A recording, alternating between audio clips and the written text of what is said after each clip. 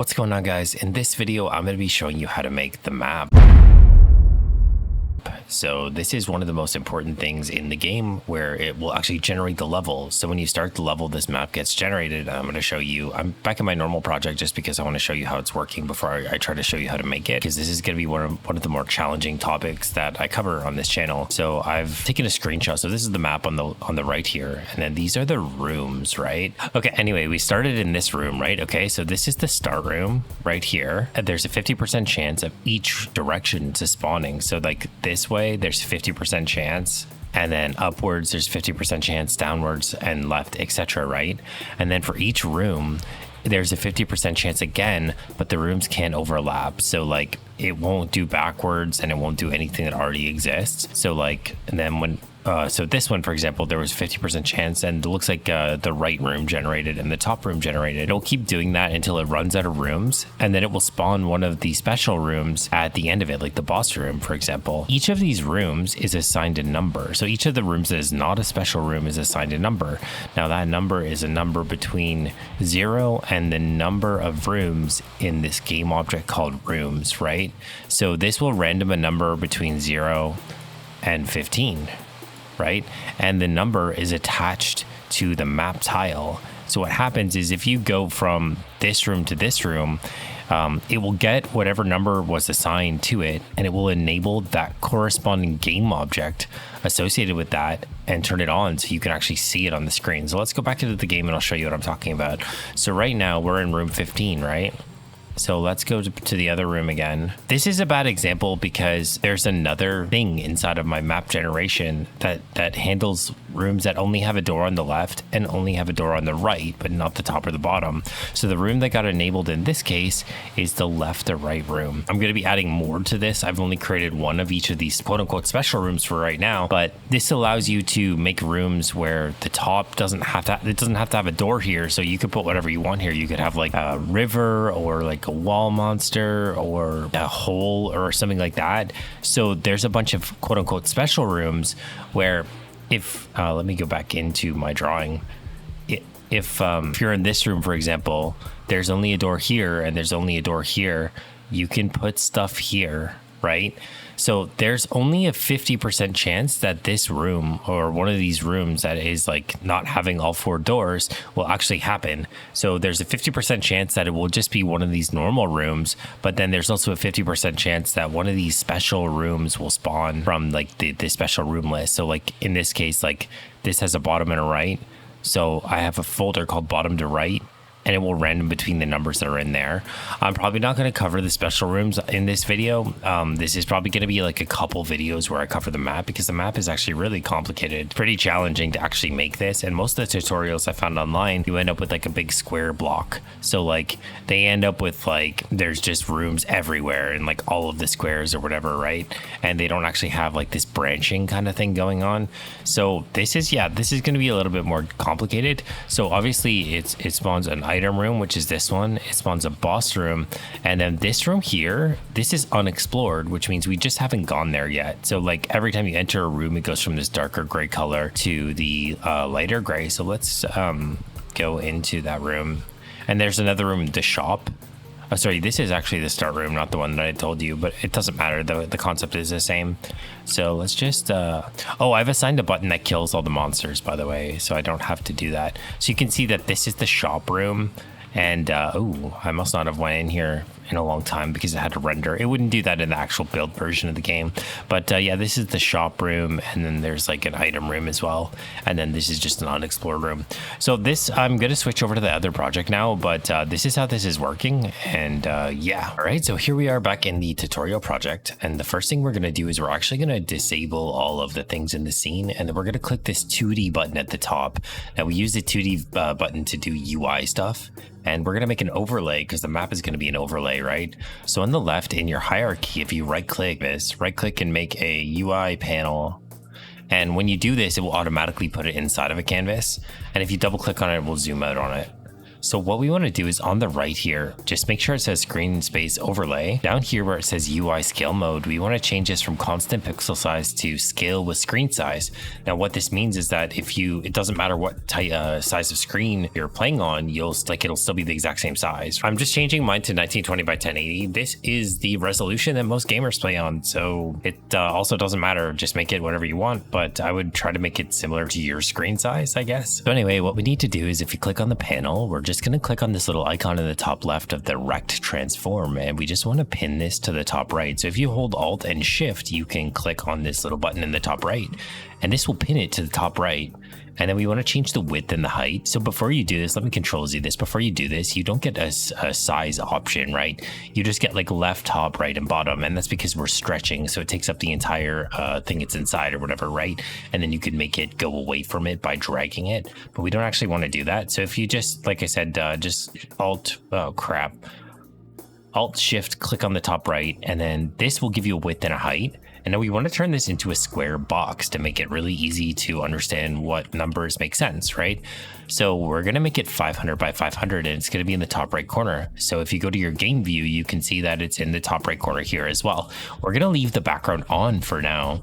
We are eventually going to turn it off, but just for right now, so we can see how big the map is, we are just going to leave it on so we can see it, right? So inside of this panel, we want to make an image, right? And this is going to be our first map tile, so we can see what it's going to look like. So if we right click on the panel, we can add a UI image, and we're just going to make it 50 by 50. So that's 1/10 of the size of the panel, right? So if you zoom in on this, that's like the perfect size for a panel, like a map tile that's going to be inside of the map, right? All right, so the next thing we're going to do is we're going to make a script for the level. Now we made a player static class in our previous videos to store all of the variables and the settings for the player.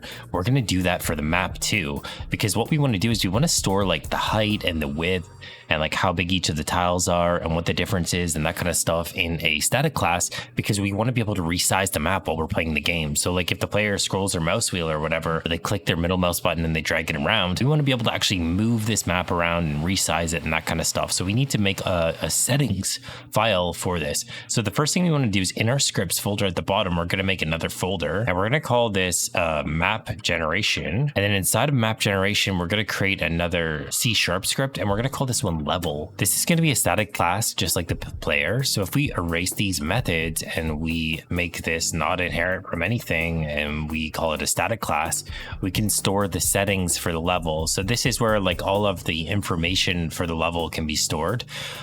So things like no, we don't want to do that here, because we can actually do a calculation where we get like 1/10 of the size of the map is how big an icon is or something like that. So we don't actually want to declare the tile height here. Okay, so we want to declare all of the icons in here as well. So like the treasure room and the item room and that kind of stuff. So let's just treasure room icon. And then we want to make all of these. So this will be the boss room icon, shop room icon, unexplored room, default room icon. Oh, and there's one more for the current room as well. Okay, so yeah, so like we have the height and the width, and we have like all these icons. Maybe we need a scale as well. So public static float scale. It could just start as 1. And then we can multiply these by the scale. So then we're just changing one value rather than changing all of them. Okay, so this is it for the level static class for right now. And now we want to start writing the generate level script. So if we right click, we can create a new C# script, and we'll call this one generate level. And this one's going to be a mono behavior. So we're actually going to drag this one onto the canvas, or sorry, the panel. And we actually want to rename this panel to map. Okay, and we're just gonna take this image that's inside of here and we're just gonna disable it for right now. This is just our test image, so we can like play around with this and see what it looks like when we do different things with this, right? So we wanna drag our generate level script onto the map and just make sure that it's there. And then we can double click generate level, and then we're gonna get started on coding this. Okay, so now we're gonna right click in this folder. Now this is inside of the scripts folder, so you should definitely put this in a different location in yours. And we're gonna create a folder called map images. So like I said, this is in the scripts folder in mine, but that's not a good spot for it. You should probably create a separate folder called images and put it there, right?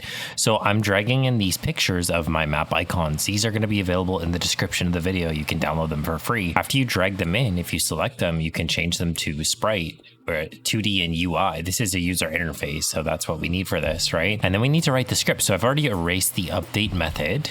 And what I want to do is if I go to the level, I want to make the scale 0.1f. So this is going to be the icons. So like the scale of the icons, actually this should be the scale of the map, and then there should be an icon scale as well, because we want the icons to be 50 in size. So we want them to be 1/10 of the size of the thing, right? So we're going to use icon scale for that. So in the generate level, we need to import an icon. So just the default room icon to start. So let's try that. So sprite, and we'll just call this default room or D room. That's fine. So then right away, we're going to say level.default room icon is D room, because this is the icon, like this is the default room icon that we're importing, and we need to put it into the level class. We're going to do this with all the icons, but I'm just going to show you with the start room for right now. So what one icon being generated will look like. So let's go down one, and we're going to type in, so we have to create a game object, right? So this image that's inside of this that we saw earlier, even though this is an image, this is still technically a game object. We're adding a game object to the map, and that game object has an image inside of it. That's how it's working. So let's just turn this off for right now. So what we need to do is game object map tile is equal to new game object, and we'll just name it map tile. So when you create a game object, this is the name of it. So when it appears inside of the map, it'll be called map tile. And then we need to add an image to the game object. So we're just going to call this room image, and we'll set it to map tile dot add. So we need to add the image component to this. So just like that. So when you create the game object, it's empty. So we're adding this image to the game object here. We want to set the sprite to be the one that we just created. So we can type in room image dot sprite is equal to D room. And then we can type in rect transform is equal to room image dot get component rect transform. So automatically when you add an image to the game object, this rect transform gets created. So here we're just getting a reference to this rect transform because we need to change the width and the height of it. So when you're accessing a game object, all of the things that are inside of this, you can just call them by their name, right? So they're called components, right? And we're just getting this component. So if you have anything here, so like if you wanted to get the canvas render or the image or anything like that, you can call get component and then the name of the component. So it's always the same format, which makes it really easy to remember. So then we need to set the size of it. So we'll do rect transform dot size delta is a new vector 2. And this is going to be the level dot height, comma the level dot width, right? So 500 by 500, but then we want to multiply it by the level dot icon scale. So it needs to be 50 by 50, right? So we're making it 50 by 50 here, and then we're multiplying it by 0.1, which will, we're making it 500 by 500 here, and we're multiplying it by 0.1, which will make it 50. Oh, because it's not room transform, it should be rect transform. It should be this that we're changing. That was the whole reason we got that. We need to set the parent, okay? So right now, if we create this, it's just gonna put it in the open space. And if it does that, it will be in the very middle of the entire screen. We don't want that. We want it to be in the middle of the map. The map is like our go-to point. So we just wanna type in the name of the image. So room image dot transform dot set parent. And then we're just gonna use transform, and we're going to say false. So transform is when you call transform and you don't put anything in front of it, that's the game object that this is attached to. So this script is attached to the map, right? Automatically transform is this transform. So let's get out of this and click map. And we need to drag in the sprite for the empty room. We're just going to use that for the room right now. It could be location because that's where you are. So let's make that there. We'll just make it the location. All right, so you can see we have like a map in the top right corner, and then we have one tile that we've generated for the location of where you currently are. So this is a really great start. Okay, so back in the level script, what we want to do is right here, we've set the sprite to be D room, but we don't actually want that. This should be player.default. sorry, not player, level.default room icon, because you populated that here. We need to do all of the other icons. So I'm just going to do that really quickly.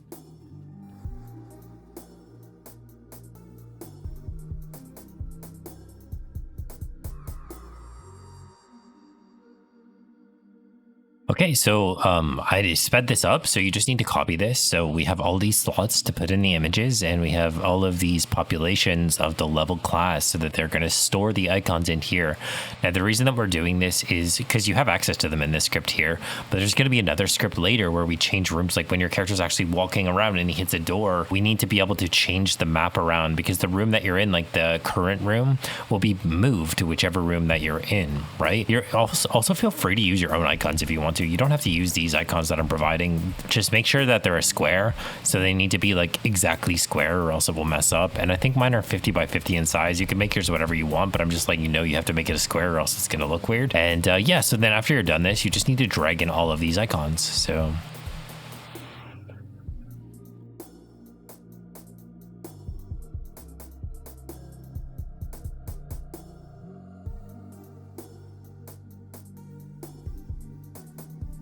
okay, so now we need to expand this, okay? So we made this code that draws one tile on the map, but we actually want this to be a method because we're gonna draw a lot of tiles on the map. So we're gonna cut that code, don't delete it, cut it.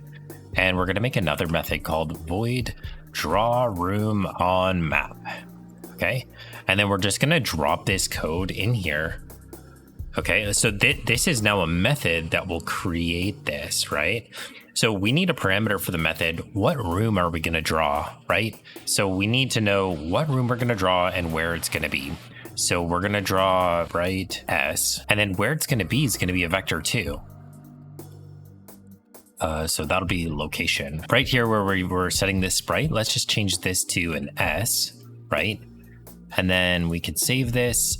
And then we can call this. So right now, the location needs to be 0, 0, right? So let me get out my trusty sketchpad. Actually, this image, we can draw right on this image, right? So let's use black. So this is the start room, right? So this is a vector 2 of 0, 0. Let me get out my text here. We'll just do 0, 0.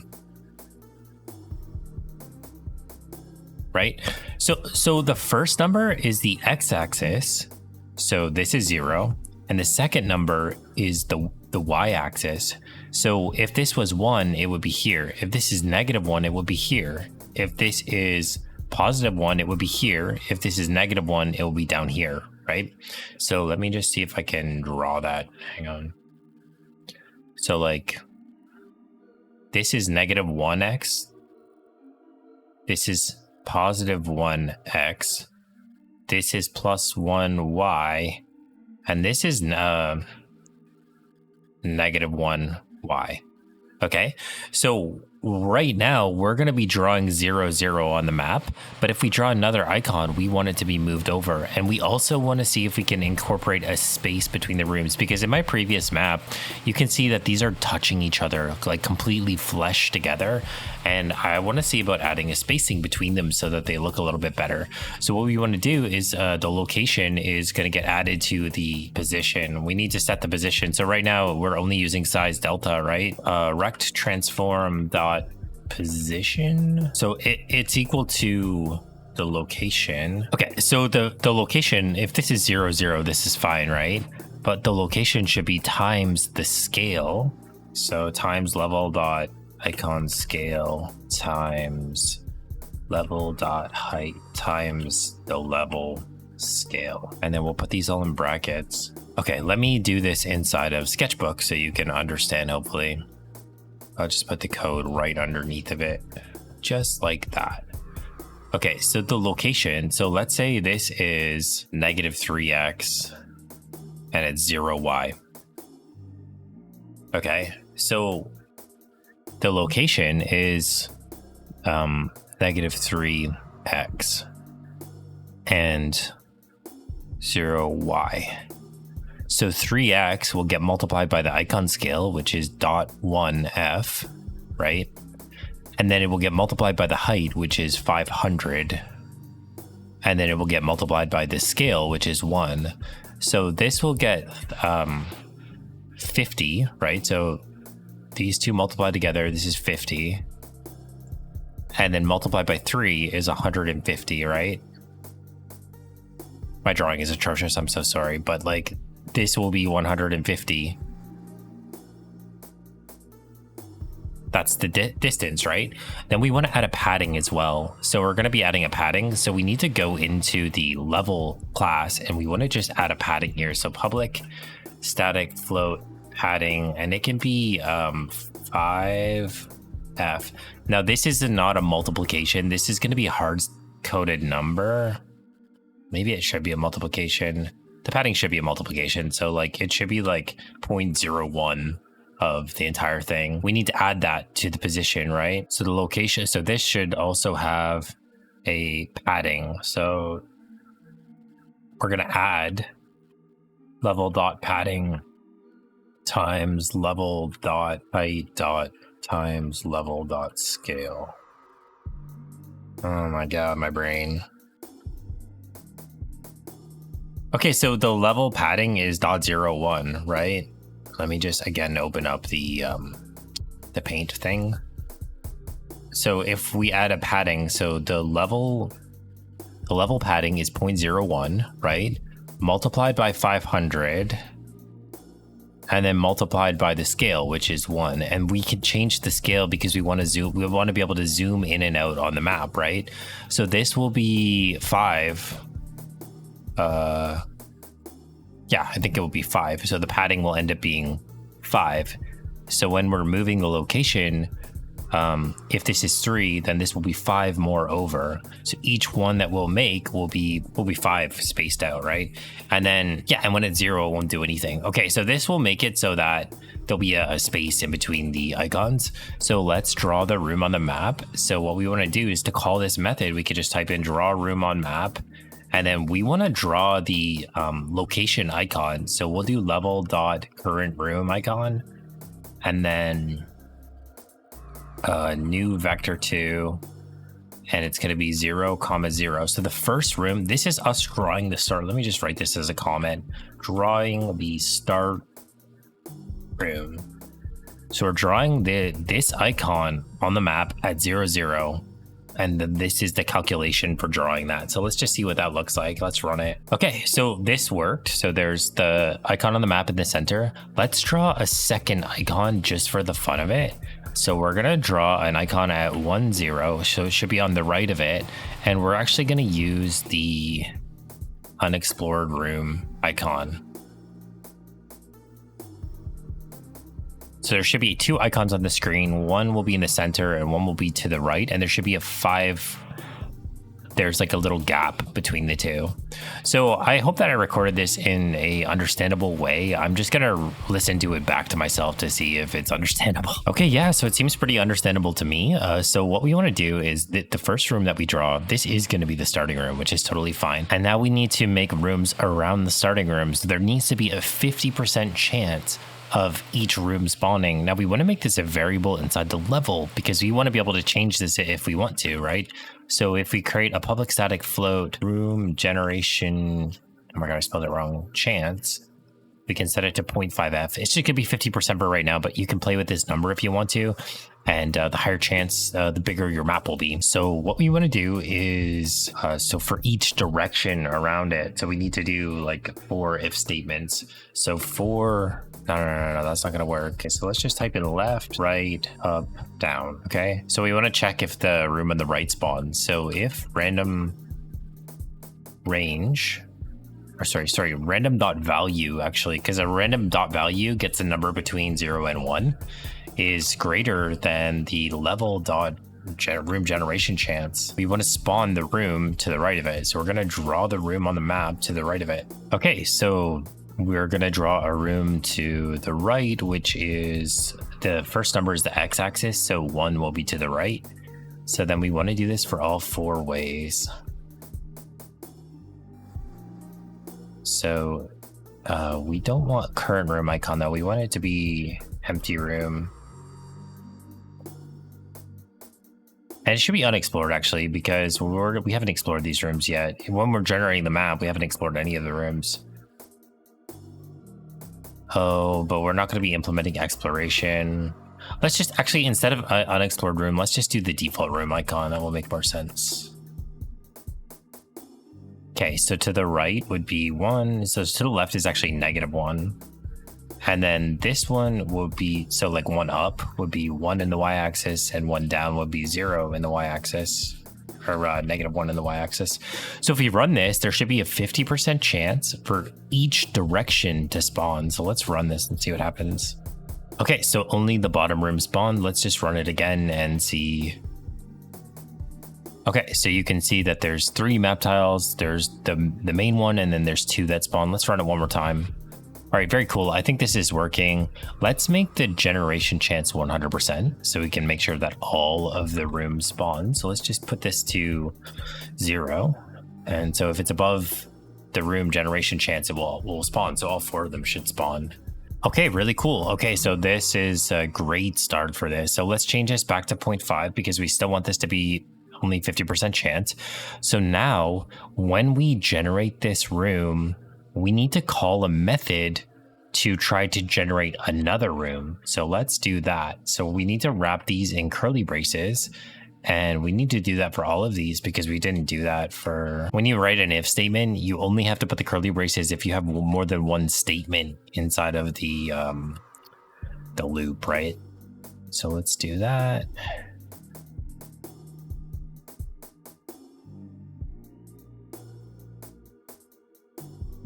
Okay, so after we generate the room, we want to run this again and generate another room attached to that one. So we need to take we need to pass the position to the method.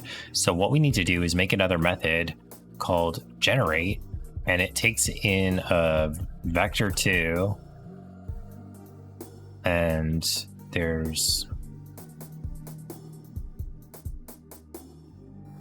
we'll just call this location, and then we need the sprite. No, we don't need a sprite. We just need the location for where it's doing this from.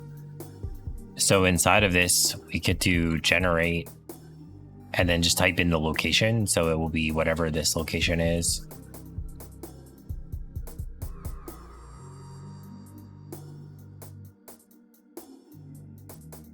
Just do the same thing on all of these. And just make sure these numbers match up. So this is 1, and then these should be the same. And then these should be the same.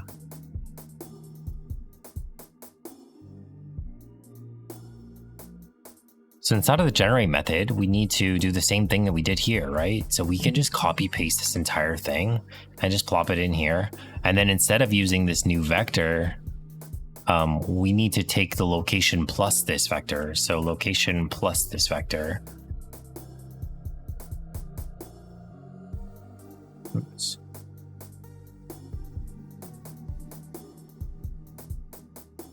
So wherever it is, we're going to try to generate another room. Okay. And the problem that we're going to run into before we actually run this is that if, like, let's say we generated a left room here. Right, let me open up. So let's say we have a room here, right? And we generated this room, and now we're calling this method on this room. Well, there's a chance that this room will get generated again, right? Because there's each way has a chance. So this room could get generated. Also, if concurrently these other rooms get generated, like let's say this room's generated and it generates a room here, we don't want any duplicate rooms, and we don't want the rooms to be touching. So we're going to have to write methods to encapsulate that, but we're going to run it and we're going to see what happens, and then we'll go from there. So inside of the generate method, if it generates a room, it will try to generate another room. And we've passed in the vector, but we actually want to be passing in the new location. So we want to pass in this location.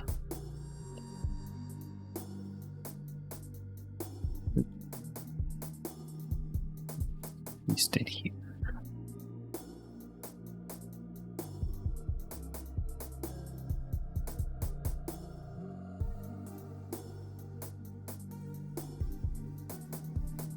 So hopefully this won't generate an endless loop. I don't think it will, but let's just see. So let's run this again.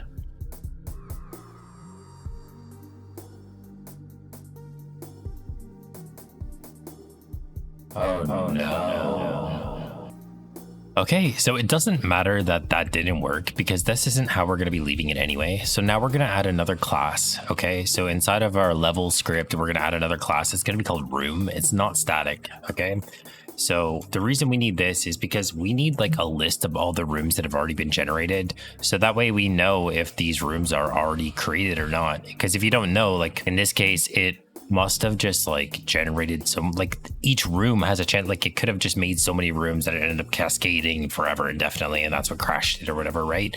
So we need the room number. So we need a bunch of information for the room. So we need the room number. So public int room number, and we're just going to set this to 0 for now. This is going to be used to determine which room appears when you actually walk into the room, and for things like the item room and that kind of stuff, that's also going to be influenced by the room number.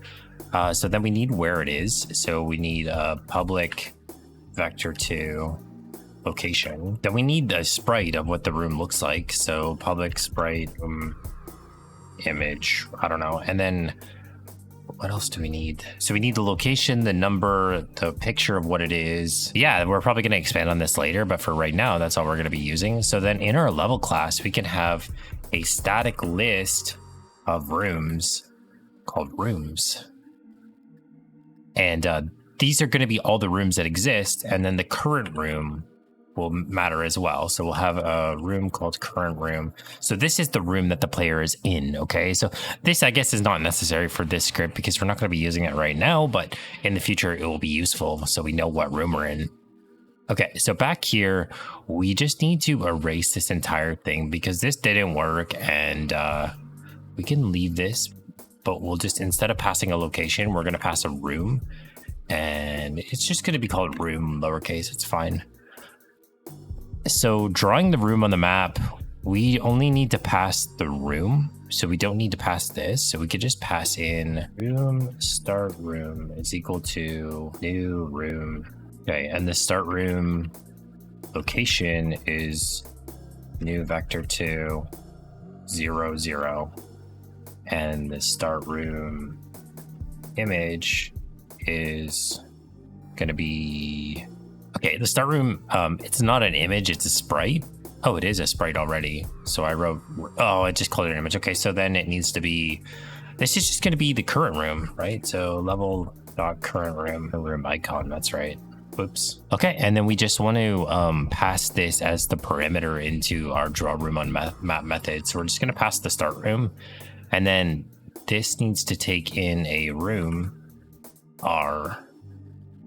So then instead of this, we can do r.location.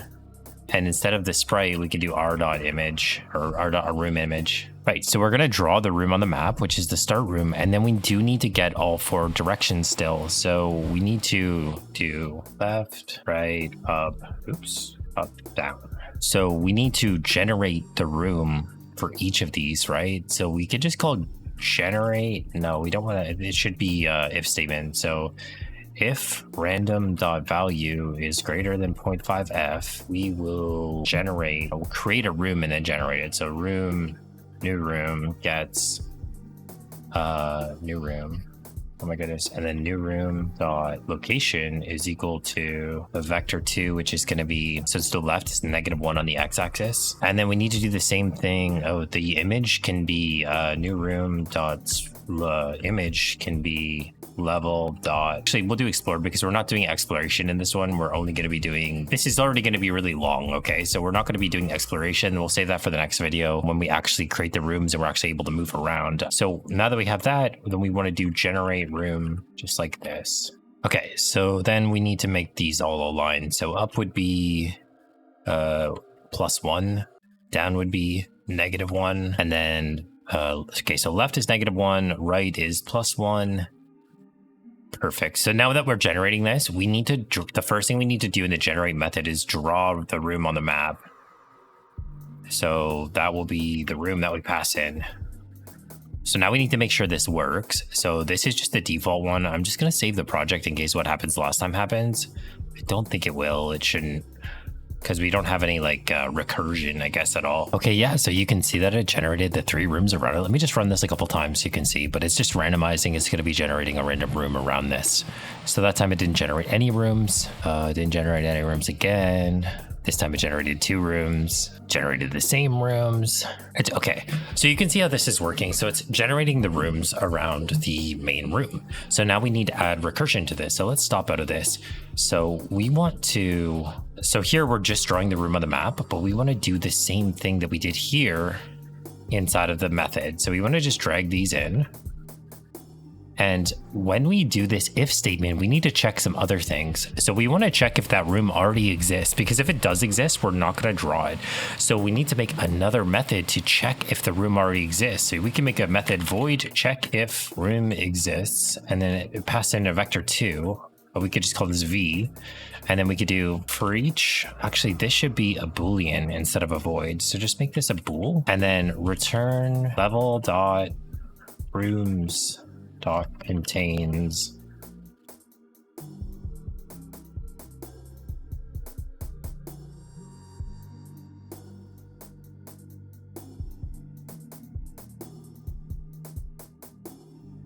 I just did this off the top of my memory. I think this will work. So exist means, so it's checking if there's an X location that's equal to V, which is like that. So if the room already exists, we don't want to make it again. We only want to be making rooms that don't exist. So we want to check the new location for each of these, right?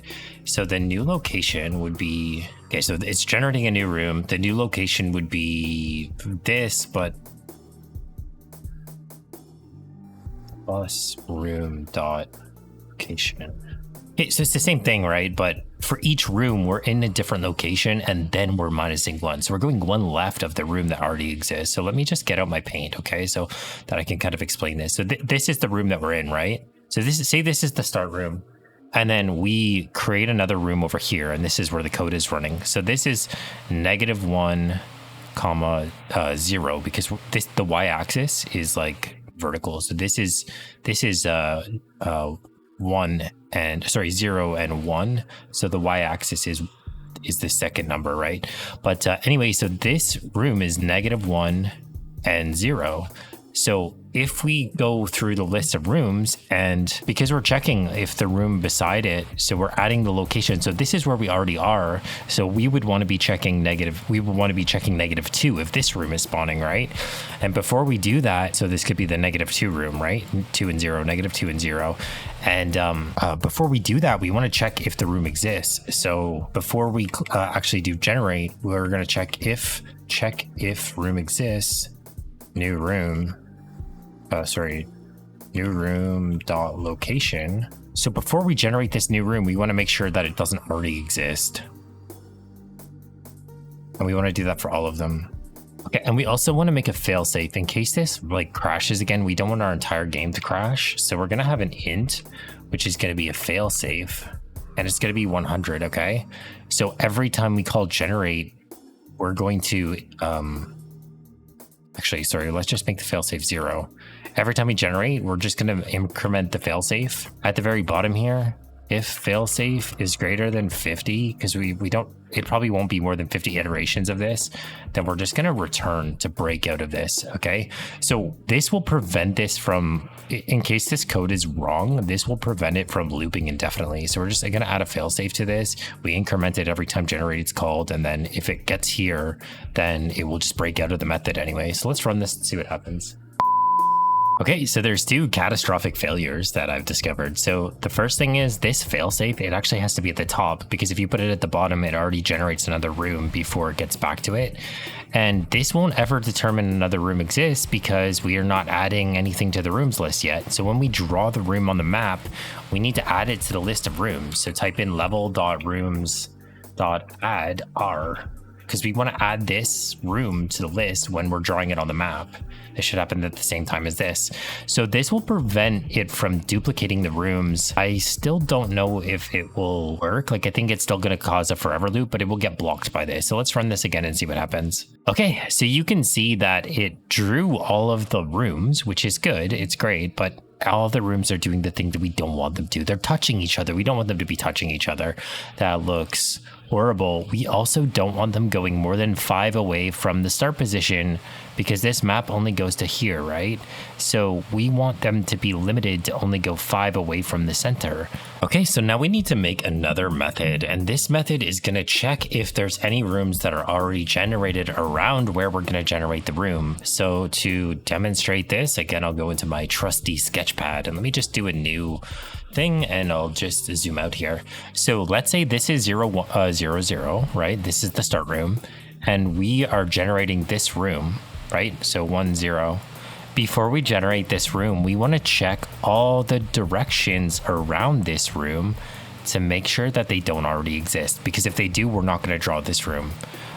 We're not going to draw the next room. Like, we're not going to actually carry on the loop. We're going to stop with this room. So this will be the last room. So if it's touching any direction except for the direction it came from, then we're not going to, because we don't want to check. This will always be true, right? So we need to pass in the direction that it came from and check every other direction to see if it's, yeah. So we'll create a void, a bool, check if rooms around generated room. So we need the vector 2, obviously, and we need the direction that it came from, which would be string direction. Which direction is...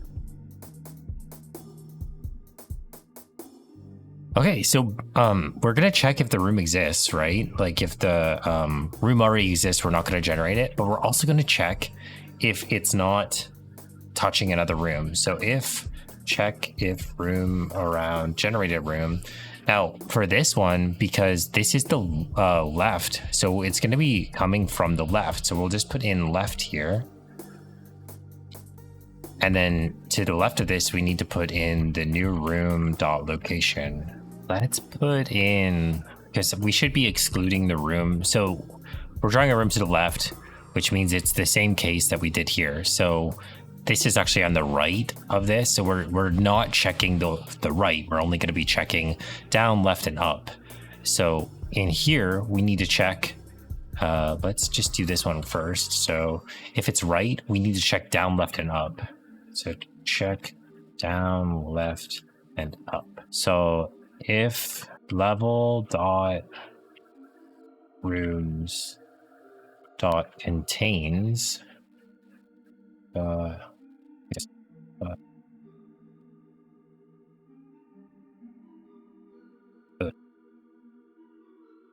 okay, so this is left.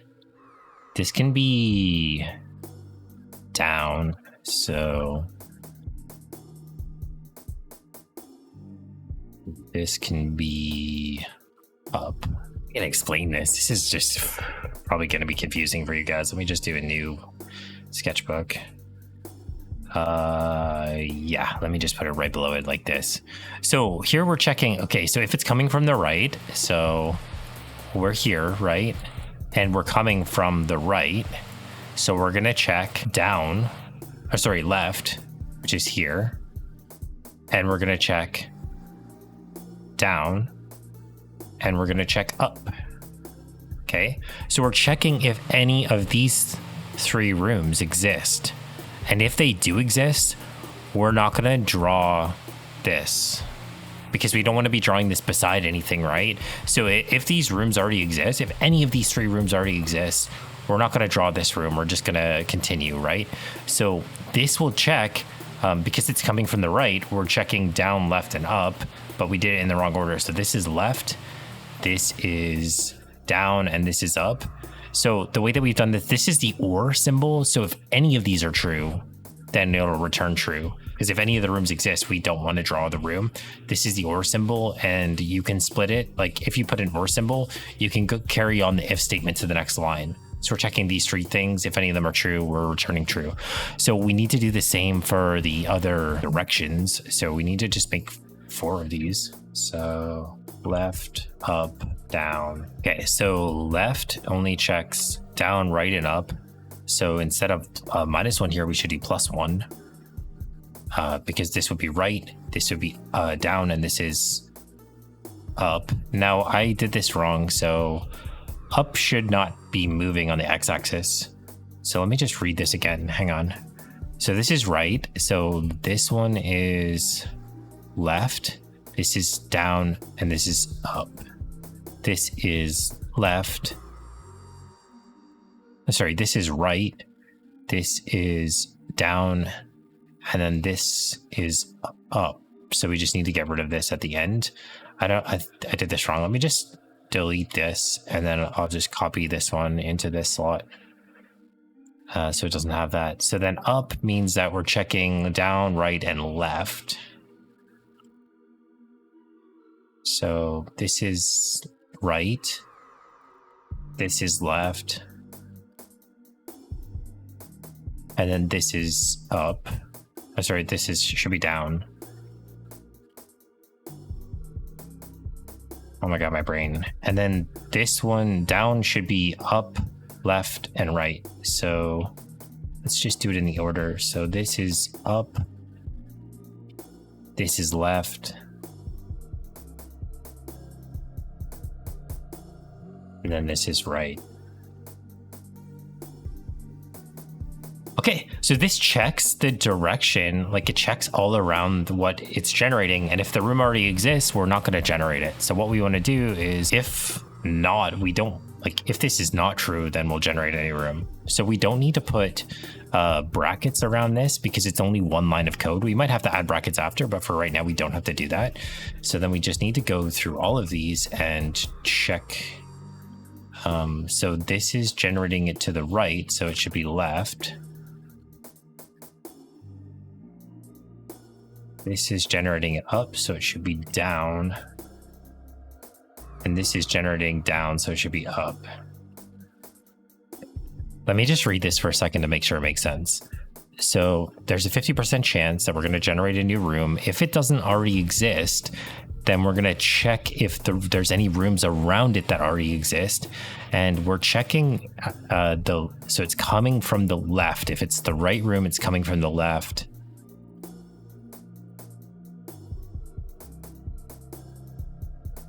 Let me just draw this out. Hang on, let me put these side by side for a second. New. Okay, so this is the new room. So to generate a room, get this out of the way. On the left, it needs to check from the right. And to generate a room from the right, which it can't, this room will already exist, so it won't even do this at all. Then to generate a room to the up, which is here, it needs to check because this is down, right? So it will do down of this method, which will check up, left, and right. I didn't change the comment, but it will check up, left, and right. So up, left, and right. And if any of these rooms exist, it won't create them. Okay, so this should work. Now, this might not generate enough rooms, okay? We're gonna get to that problem when we get to it. So this won't break, this shouldn't crash, but let me just save the project anyway, because the last 2 times I said it wasn't gonna crash, it crashed. So let me just try this again. We'll save this and try to run it. This is exactly what we were looking for. This is perfect. So you can see now that, oh shit, no, it's not perfect. Oh, because the first iteration doesn't do it. Only subsequent iterations are doing it. So the first iteration doesn't have this check. We don't want that. The first iteration should have the check. So let's go back to the code for a second. Let me just stop out of the code.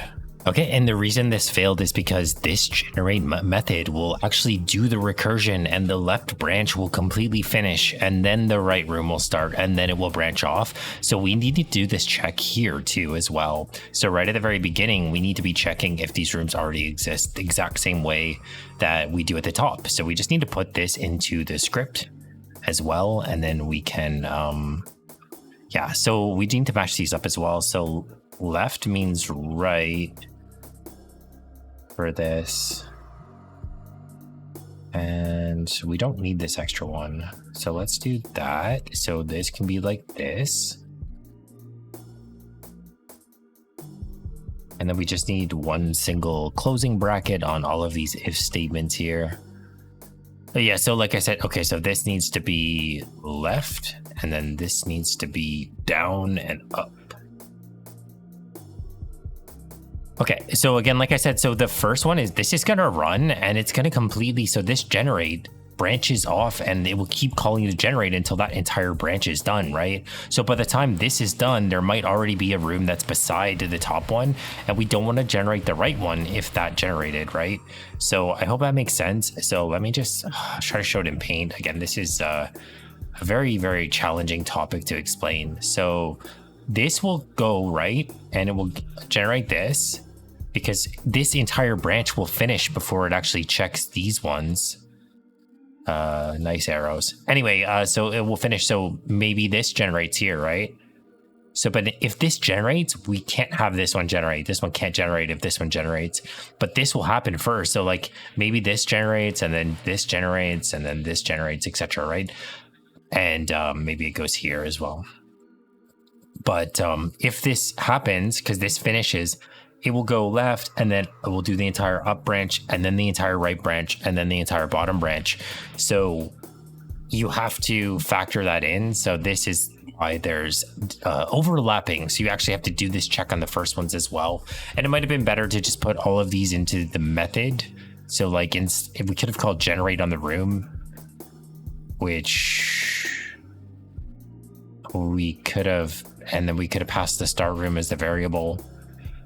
We're probably going to do that. Let's just run it and see what happens, but we're going to have to probably do that. All right, so you can see that this is working as intended. So the map can be pretty diverse and pretty large from this, right? So we want to make it bigger, probably. We want to make the possibilities a little bit larger. So we do want to limit it though. Shit, how are we going to do that? So let's change the size of the map a little bit. So we're going to change the scale to be 0.5 and then the icon scale to be 0.05. Or let's just leave it as 1, but the icon scale is going to be less. And then we need to limit it. So if we're like more than 5 away from the start point or more than 10 away from the start point or whatever the limit is, we need to block it from making rooms outside of a certain boundary. So let's just see how this is working. So we shrunk this down and then we're gonna make it larger at a later time. So now it can be up to 10 away from the start. So 1, 2, 3, 4, 5, 6, 7, 8. Maybe it can be 10, I don't know. It should be because we cut it in half, right? So the start room should be able to be 10 away from the thing, but let's put a limit on it. So what we'll do is we'll create another integer room limit, and we'll set this to 10 for now. And then we're going to put the room generation chance all the way up to, 3. 3 should be 7 because it's anything above it will cause it to work. So we're generating a number between 0 and 1. And if it's greater than, oh, I typed in 0.5 manually. Whoops. What we need to do is go through this where we typed in 0.5 and type in room generation chance. It shouldn't be 0.5. It should be the room generation chance.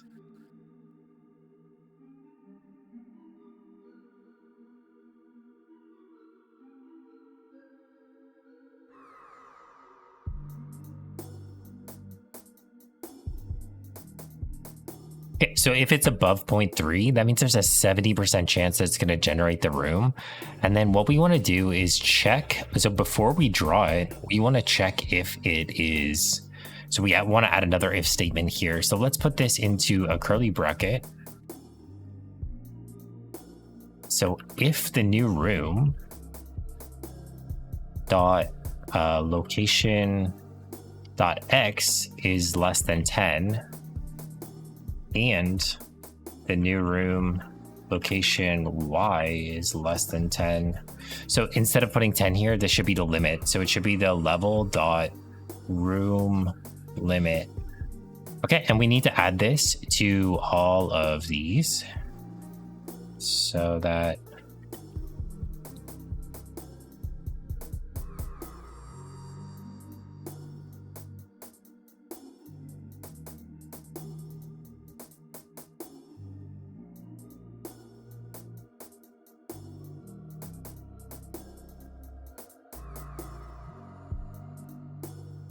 right. So basically what this is going to do, let me just go back to my notepad really quick. So this is the start room.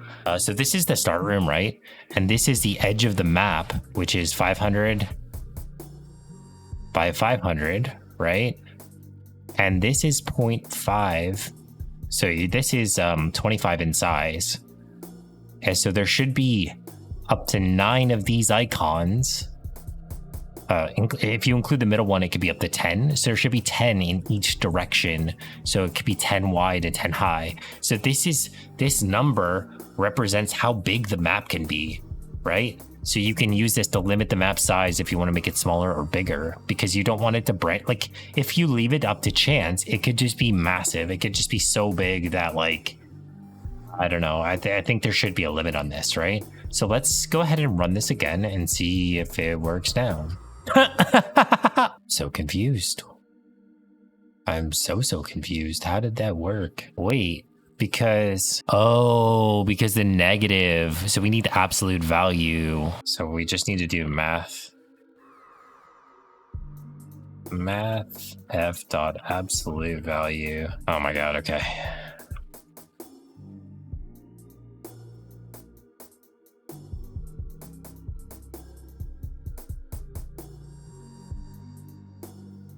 Okay, so the absolute value takes a number. So in this case, because negative 10 is still less than the room limit, because the room limit is 10, right? So on the left and the down directions, it was not having a limit. It was being infinite, and it has a 70% chance of generating. That's why it was so large. So we want this to, if the absolute value gets the positive amount of the value. So if you have negative 10 or positive 10, it will always be, so negative 10 will just get converted to positive 10. It's like it doesn't have the sign, so it will be a positive value. That's what absolute does. So it changes this value from negative to positive if it's negative. If it's positive, it will still just be positive. This basically just makes it always a positive number, right? So we need to apply this to all of these. I was so confused for a second. Right, and then these first ones, they can't be, yeah, they're not going to be, because they're touching the start room, so they're not going to be more than 10 anyway. Okay, so this still, no, it didn't mess up. This is actually accurate, because look, I bet if I count this, 1, 2, 3, 4, 5, 6, 7, 8, 9, and so these technically, that's only 5 down, and it's the 9, so that's... so we want to make the size smaller, clearly, and the generation chance is 70% in all directions, which means that this one should generate, like these ones. So this one shouldn't have generated, but these two didn't generate with 70% chance. That seems unlikely. Let's just lower that number a little bit. So we're just going to put this down to 6. There we go. That's pretty cool. It's still really big, but that's okay. So in this case, it doesn't, like, it looks like the first ones are more unlikely. 70% is too high. Let's turn it back to 50. This is because of this, because there's too high of a chance of like all the things generating. So let's just try this one more time. Like, it's going too far with the first branch. See, that's way better. See, this looks more normal. So that's looking really good. So we're going to take the icon scale and we're going to scale it up to 0.7. So it's not so small. This should really be based on the room limit. So it could be like 6, so there'd be 12. So divide that by 2. So like, anyway, we're not going to care about that right now. You can worry about that yourself. But yeah, this is looking actually really, really good. So we want to lower the maximum generation by 1. So it doesn't go right to the edge, because we want to add the item room and the boss rooms at the end of these pathways that are getting generated. So the other thing we're going to do is, if we generate this, we need an option to regenerate it in case it doesn't generate enough rooms. Like maybe all 4 of them could get 0, right? And if that's the case, then we want to restart and have it just try again and generate over again. So what we want to do is we're actually going to minimize the start method for right now. And in void update, we're going to make a button where we can actually regenerate this for testing purposes. So let's see if input get key, and we're just going to do key code tab. So if we press tab, we want this to regenerate. So we're going to take our map, which we've imported into this, right? Sorry, this is the map. So we're going to destroy all the game objects inside of the map. So no, that won't work.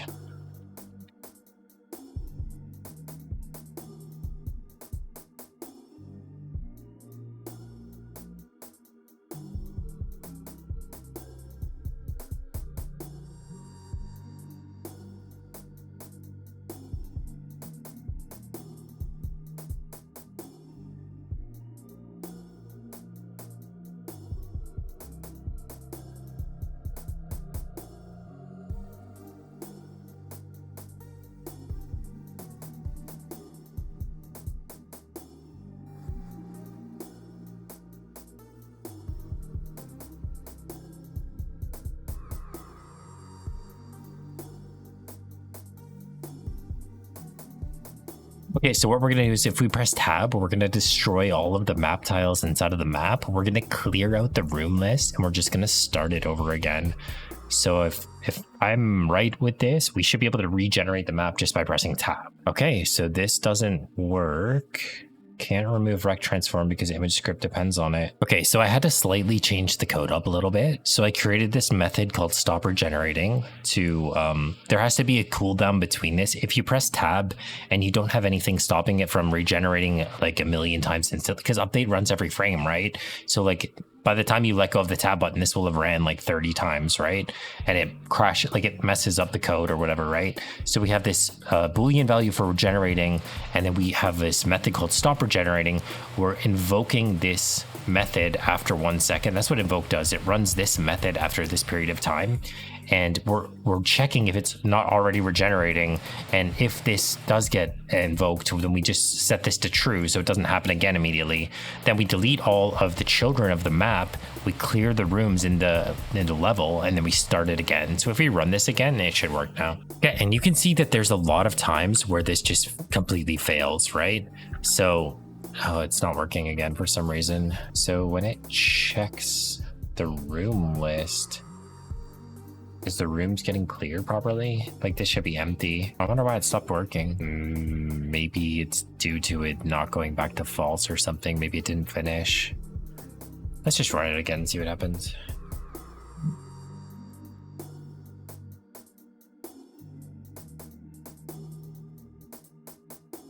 There's no errors or anything, eh? There's only this one map tile. Let's delete the map tile. What generates the map tile still? So these don't need to get declared again. So that way they're not it's not re-getting all of these every single time.